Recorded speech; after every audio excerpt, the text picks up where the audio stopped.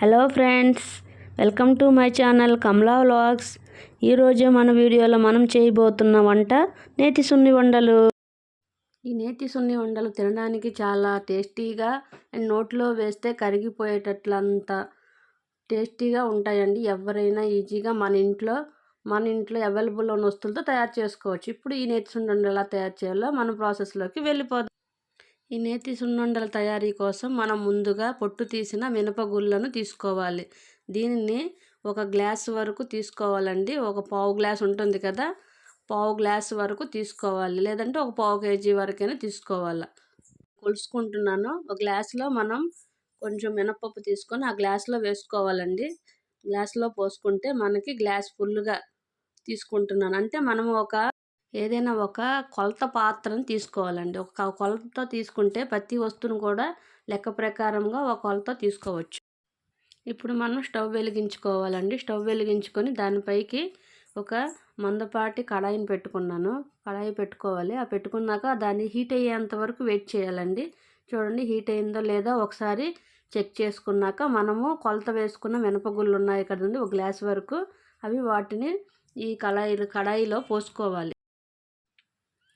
పోసుకున్నాక మనం ఇప్పుడు నేను చూపించే విధంగా బాగా కలుపుకోవాలండి. కొంచెం ఆ మినపగుళ్ళు కూడా కొంచెం హీట్ ఎక్కాయి అని అనిపించినప్పుడు మనము స్టవ్ ఫ్లేమ్ని సిమ్లో పెట్టేసేయాలండి. సిమ్లో పెట్టేసి బాగా నీట్గా దాన్ని కలుపుతూ మనం వేపుకోవాలి. బాగా వేపుకున్నాక చూడండి, కలర్ చేంజ్ అవుతూ వస్తుంది.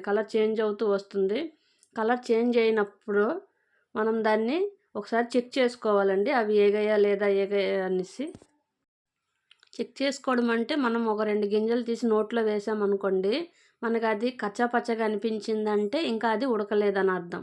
అదే మనము దాన్ని నోట్లో వేసామనుకోండి, కరక్కుమని ఒక సౌండ్ వస్తుంది కదండి, అప్పుడు నీట్గా అది వేగింది అని అర్థం. మనం సిమ్లో పెట్టుకొని ఈ నేతి సున్న వండలకి మనము సిమ్లో పెట్టుకొనే వేపుకోవాలండి. ఇది ఒక చిట్కా అన్నమాట. మనము ఇది వేపుకునేటప్పుడు మంచి స్మెల్ అనేది వస్తుందండి. మనకు అయిపోయింది అనేటప్పుడు ఆ మినపగుళ్ళు ఏగుతూ మంచి స్మెల్ అనేది వస్తుందన్నమాట. ఇప్పుడు చూడండి, మావైతే ఏగిపోవడం అయిపోయింది. ఇది ఏగడానికి ఒక 15 మినిట్స్ పడుతుందండి.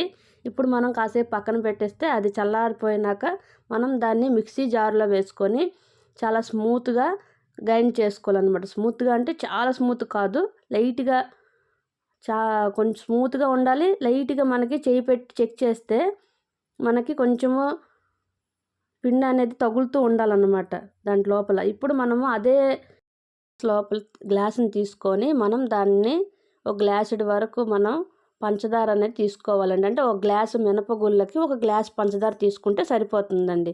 ఇప్పుడు ఆ గ్లాస్ పంచదారని కూడా మనం మిక్సీ జార్లో వేసి స్మూత్గా గ్రైండ్ చేసుకోవాలండి. గ్రైండ్ చేసుకొని ఆ మిశ్రమాన్ని, ఈ మినపగుళ్ళు మిక్సీ చేసాం కదండి, అందులో ఆ పిండిలో ఈ పంచదార మిశ్రమాన్ని కూడా కలిపేసి నీట్గా మనం దాన్ని మొత్తాన్ని నీట్గా కలుపుకోవాలండి.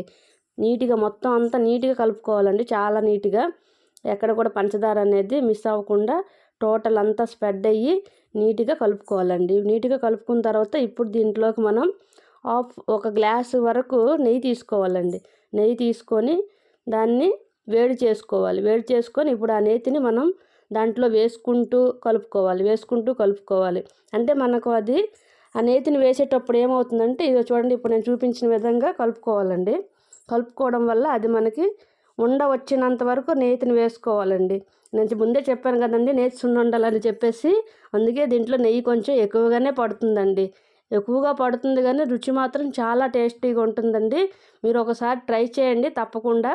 చాలా టేస్టీగా ఉంటుందండి నేతి సుండలు. పిల్లలు, పెద్దలు అందరూ కూడా ఇష్టంగా తింటారు ఈ నేతి సున్నుండలు అనేది. చూడండి, ఇప్పుడు అది ఆ చిన్న గ్లాస్తోనే నేను తీసుకున్నాను అన్నమాట నెయ్యిని.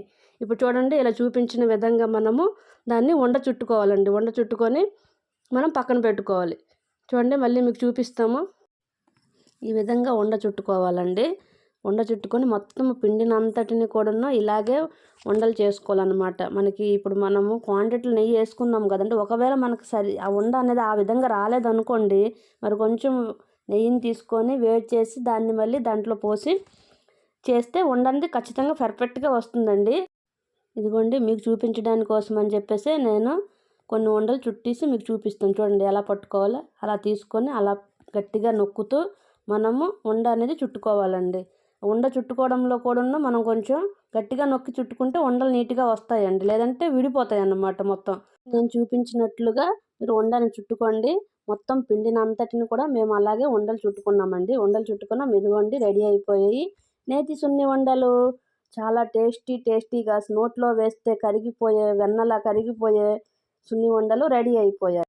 ఓకే. మీరు కూడా ట్రై చేయండి. ఈ వీడియో నచ్చినట్లయితే please like, comment, share and subscribe.